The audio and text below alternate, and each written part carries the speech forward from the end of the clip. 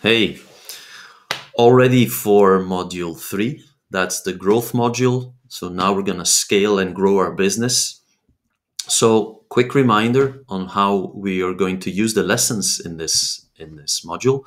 So, again, like always, budget for time, but this time you may want to budget also some time of team members, of your colleagues, because there are some things that's probably better that you also review with them to get input, to get feedback, and to get buy-in if you're going to take some of these more fundamental decisions on how to grow the business. Every lesson, same thing.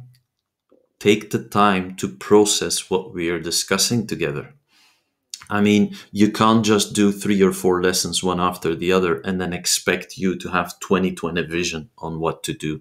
So give yourself some time to let things sink in and to see what's more relevant and what not. And again, apply it to your business. The tools, the blueprints.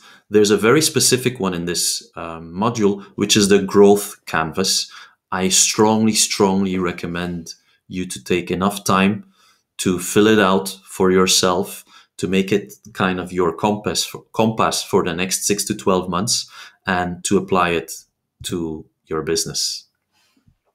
And this way you make these tools, like always, your own. You may want to go back to the one-page business plan and to the test of the business model in the previous modules to see how they can tie into the growth canvas.